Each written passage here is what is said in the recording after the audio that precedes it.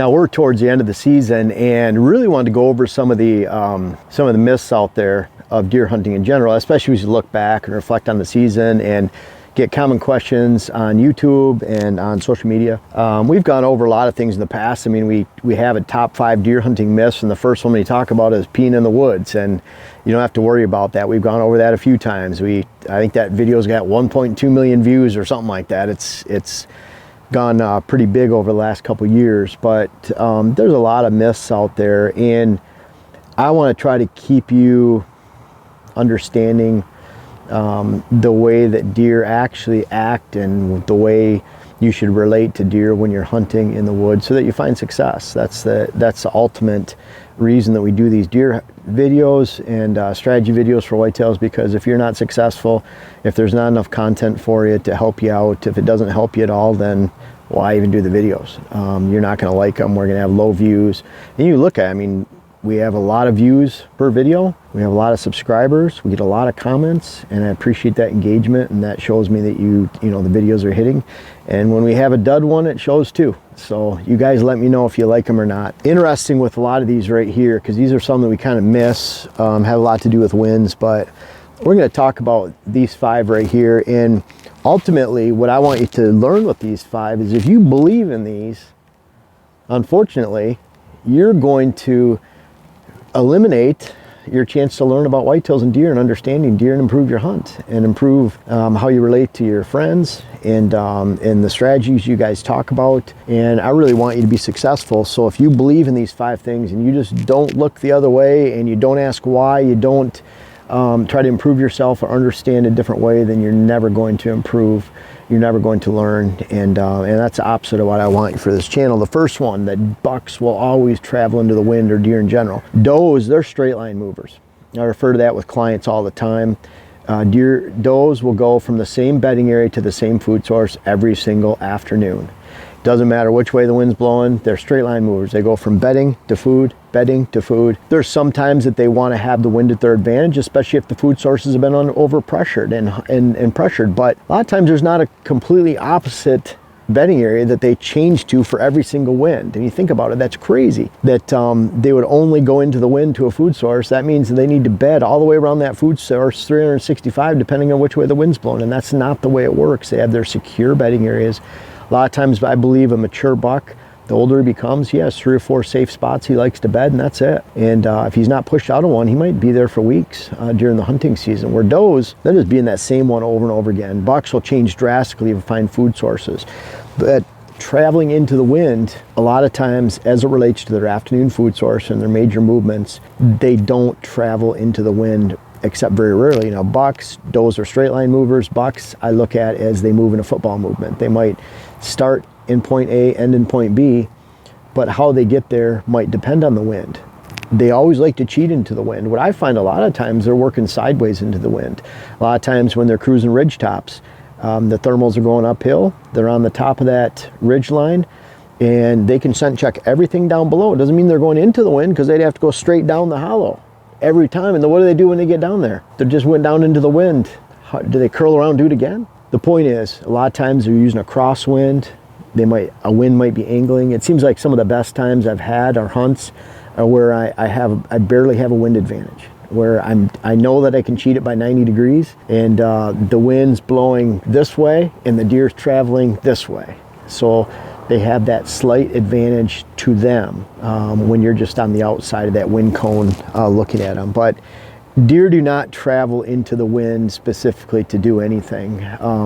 Especially bucks, they might cruise on the downwind edge of a food source, bedding area, to check on what's inside. We used to work our beagles when I was running field trials, and I ran rabbits a lot. We'd out 70, 80 times in one winter. But we would work on the downwind edge where we thought rabbits were, and all I had to do is cross 100 yards on that downwind edge, and Jeter, that had the strongest nose in the group, in the pack, he would all of a sudden take off running, and sure enough, the rest of the dogs would join in, and 100 yards away under a jack pine branch, there was a snowshoe rabbit, and they took it from there. But we worked at not because they were going zigzag all through that. They'd work on that downwind edge, and that's what a lot of times deer do. And in fact, a buck, when he's doing that, a lot of times he's working into a crosswind. Huge myth out there. Deer always bed with the wind to their back, right? Well, that couldn't be further from the truth, because if there's a giant brush pile, if there's a hillside, if there's some type of an obstruction of conifer, of heavy grasses, they typically look the other way so they can actually see.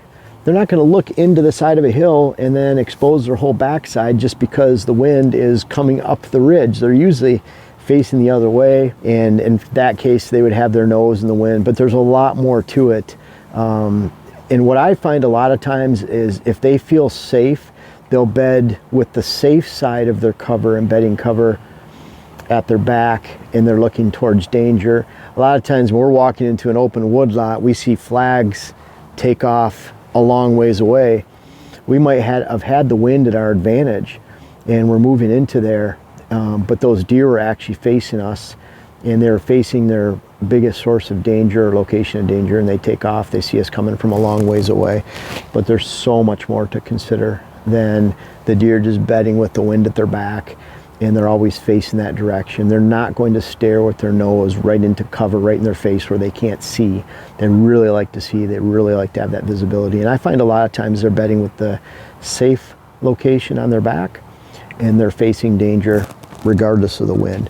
The buck track, this is a big one, because I see this with clients when I'm out with clients. Just because those toes are splayed out and the dew claws are in the mud and it has this track, doesn't mean it's a buck. I've seen people point out, wow, look at that buck, look at that track right there. And I'm thinking, man, that looks like, because it's sliding right there, it's got to be about a doe or a 1.5-year-old buck, something smaller. Most of the time, those tracks that people point out and see are running deer tracks. And so when it's a running track, you're looking for 2 toes, 12, 18 inches, a foot apart, and then 2 more up there. They're just running through, or they have that collection where they're just sprinting with all 4, just pounding it out. You want to look for, if you can fit these 3 fingers into the track, it's a big track. And it's a clean track on mud or sand where there's a walking buck. Typically, the older the buck, the more that gait is going to be wider, with a wider body. They're not going to be right in line with each other like a small fawn. They're going to be spread out. They'll be consistent when they're walking. If you don't have a blood trail, but you know you hit the deer, taking a stick and measuring between those 2 tracks will give you a consistency of that track. And if it's a big buck, that length, let's say it's 17 inches, will be bigger than every other track out there in that entire stance. So something to look for. Clean track. So when you think about it, these 3 fingers, if those fit inside that clean track, it's huge. I've heard some say 4. We're not hunting elk or moose.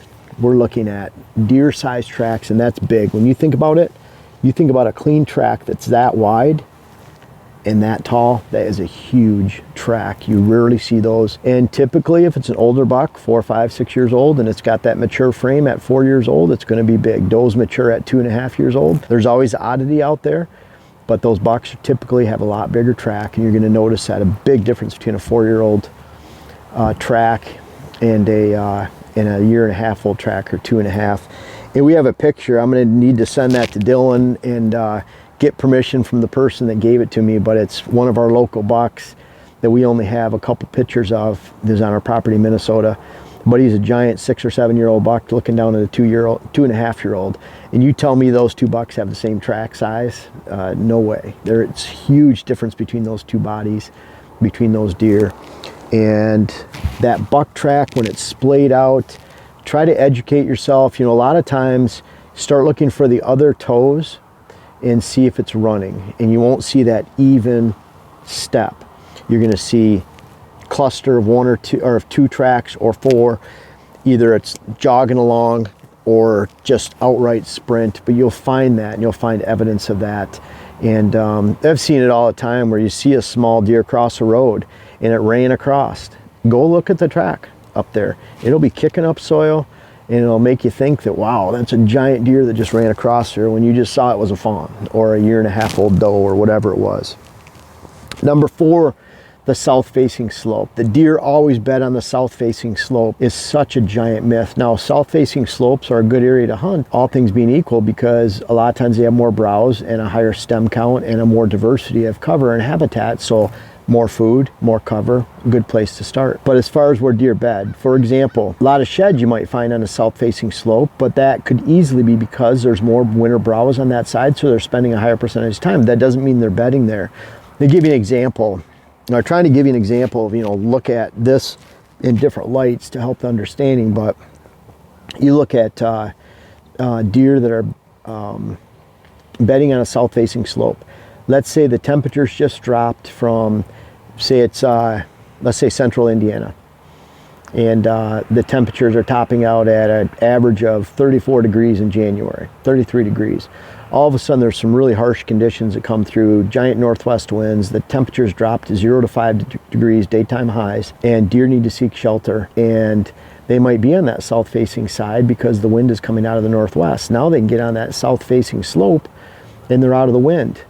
But 2 days later, when the conditions moderate and it's 10 degrees, 12 degrees, and still harsh, and there's 20-mile-an-hour winds or 15-mile-an-hour winds, 18-mile-an-hour winds, those deer do not want to be on that south-facing slope facing that sun, because they will get frostbite, they lose the tips of their ears, and they burn energy at an unreasonable and inappropriate rate that's going to significant rate that could ultimately kill them and deplete them of energy too fast. And so what do? They go to the north side where it's calm, where the wind's not blasting them in the face. You'll even see areas where it's a small point, even just a bump, where there'll be beds on one side, the front, the back side of it, on all sides, on 3 sides, because deer are simply just moving to get out of the wind. So getting out of the wind's the most critical. There might be south-facing slope more activity because of the browse there, but when it's cold and the sun's out, don't always count on them being on the south side, especially when you have those high south winds, because they're on the north side.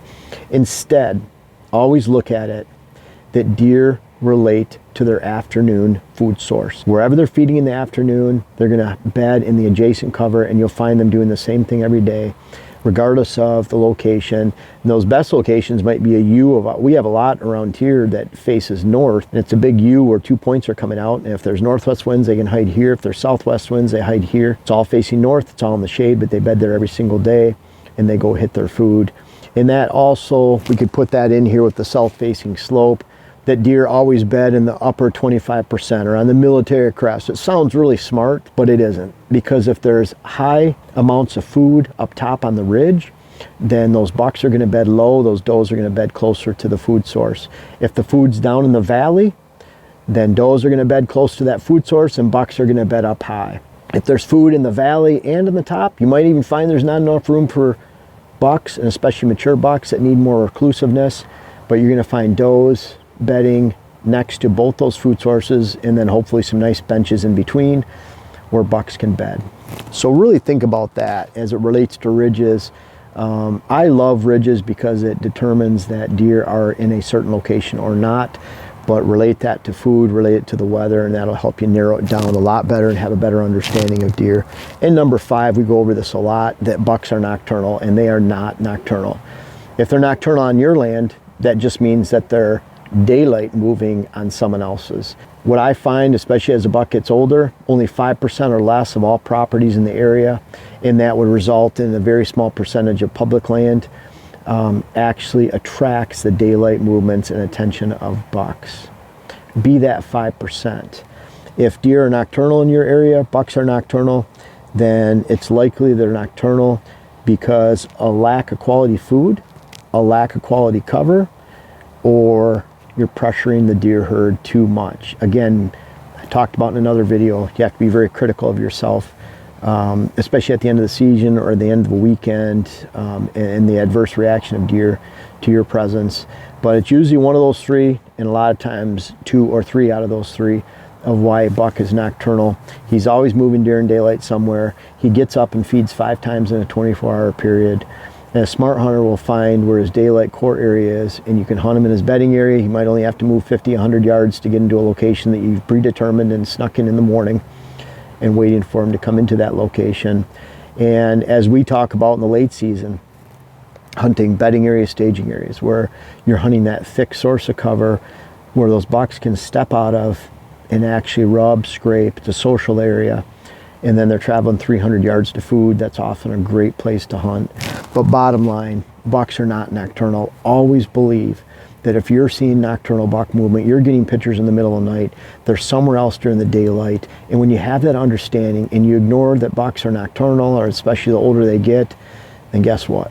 That puts you right into the understanding and wheelhouse of future success for hunting, because you're not limiting yourself to a myth that's out there that bucks are nocturnal, and you're believing in that, and it's hindering your future success. So a lot of your success, a lot of hunting success, is really thinking outside of the box. And that really, I mean, the phrase of you can't shoot deer sitting on the couch, things like that, you know, they've hurt hunters for a really long time. Forget the wind, just hunt. You know, I've seen products like that. It's ridiculous. You can't believe some of these huntisms that are out there that actually take from your success because you believe them.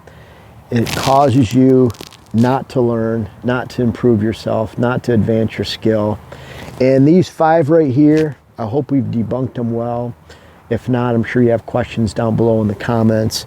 But to me, these are some of the 5 biggest. We could have gone on to the top 20.